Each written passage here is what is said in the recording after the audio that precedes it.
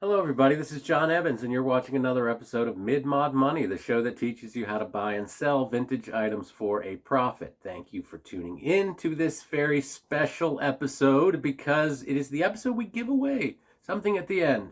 Yeah, real talk, we give away. This is the episode where at the end of this video, by merely commenting and being a subscriber, you are in the running to win the object at the end of this video. So, let's get to that after we get to this, which was a flea market haul from, Farmington, Maryland, Oakland, Maryland. Two back-to-back flea markets, one big, one small. Now, I love flea markets. I don't live in a climate where we have a year-round flea market, so if you do, I envy you, and you should be taking advantage of that. And garage sales. My God. So let's take a look at what we found at this flea market on Saturday.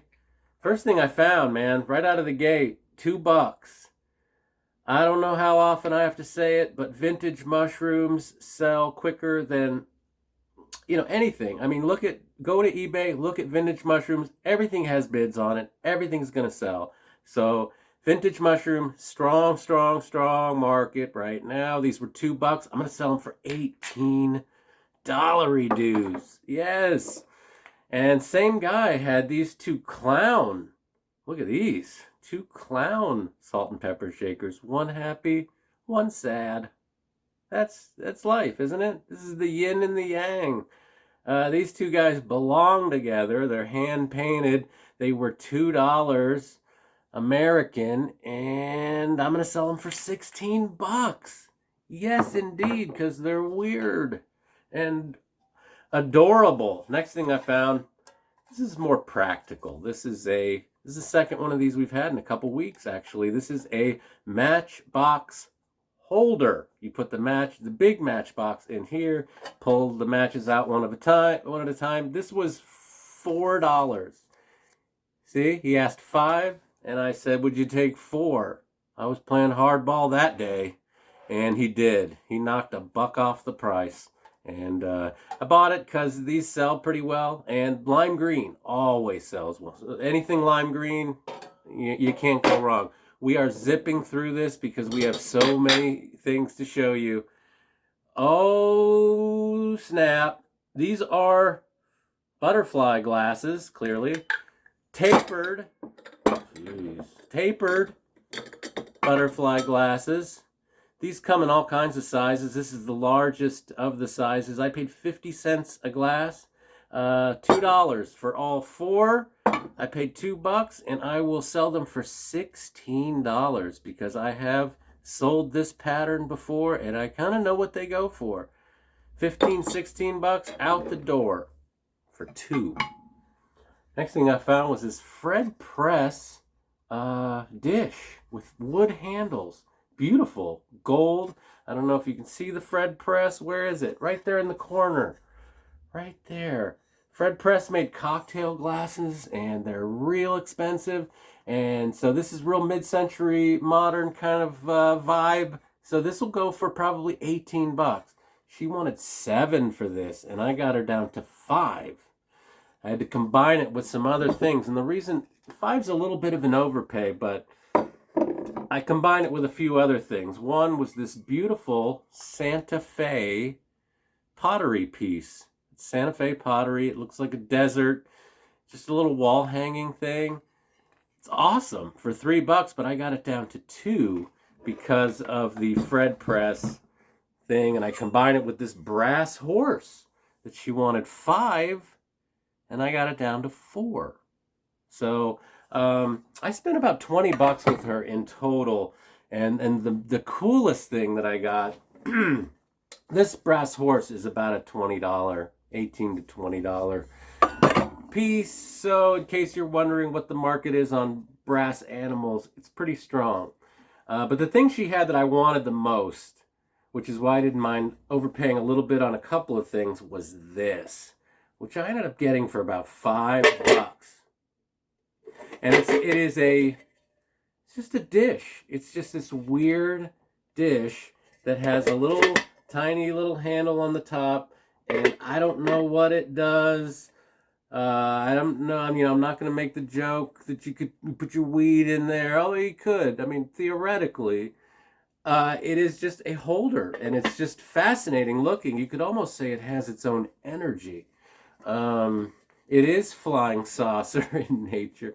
No, it's just weird, and I love weird, and I probably won't sell this, but if I did sell it, I'd ask $23 for it because it's super unusual. Unusual sales. All right, the next thing I found was probably the coolest thing that I found in my 2 days of flea marketing, and I just love color. I love plastic, 70s plastic. That's really like something I enjoy. So when I saw this, I was like, yes, I want it. This was $7, and I feel like it's probably worth like 25 bucks. If I were to set that out in a high-end vintage store, this would be $35 probably. So I'm going to try to get about 25 for this. I paid 18 bucks profit on the cool. They're made by Shamrock New Way, by the way. If you ever see Shamrock plastics and they're drinking cups, grab them. All right, we're down to our last couple of things, and one of them is this wicker shelf. Again, nothing special, but in a flea market situation, this was $4. Every one of these I've ever sold, I've sold for about 24, 25 bucks.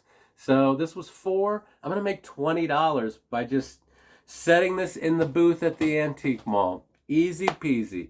All right, we're down to our last two items, one of which will forever be known as John Evans' Folly.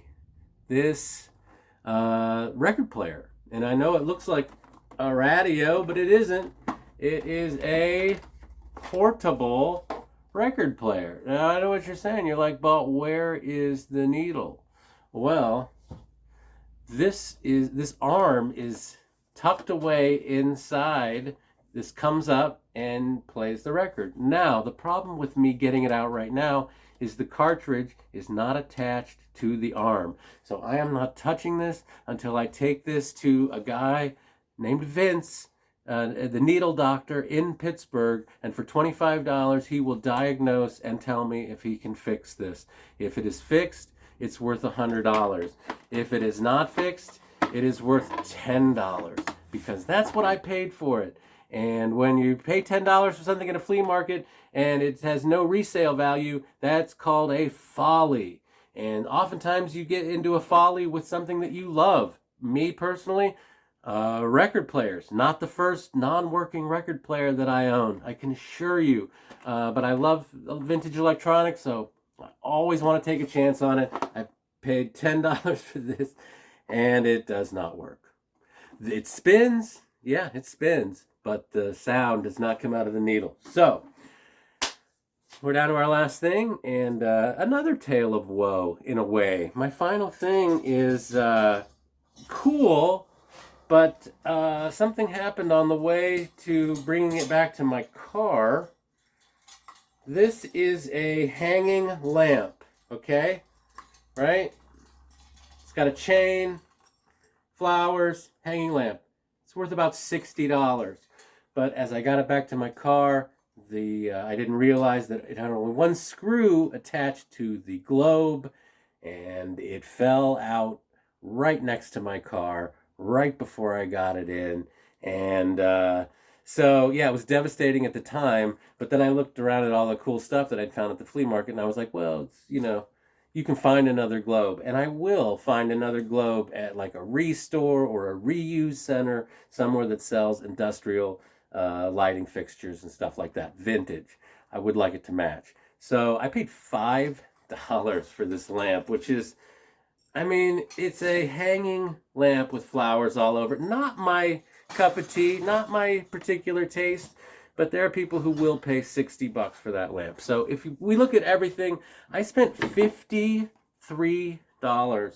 53 total. And when I get done, through eBay, probably more booths at flea market, it's going to be $254 or $254 in sales. So 50 to 250. So $200 for a couple days. Once it's all said, and I'm not saying I'm going to sell everything immediately. We know that's not going to happen, but good profits on the Flea, my first flea market of the season. Not bad for a first time out. So let's now get to what you can win as the subscriber. And I think it is going to be you this time. There sitting. And this is the prize. This is a bear. I don't know. Is that a planter? I don't think it's a mug, but it's from the 70s. It says made in Japan, and it has a store from Pittsburgh called Brims. I don't know what that is, but these foil stickers usually indicate, and Japan usually indicates 60s, 70s. This bear could be a pencil holder. It could be a planter. It could be any number of things. And look how freaking adorable this guy is coming into you. He's maybe cross-eyed next to a big honey pot. You can put your honey. If you have one of those bear honey things, just stick it right in there. A myriad of things you could do. All you have to do is comment. You'll win this. I'll send this to your house, courtesy Mid-Mod Money. I want to thank you. Remember, you got to be a subscriber and comment, and you're in. So keep watching my show. Hit that like button, and always round up.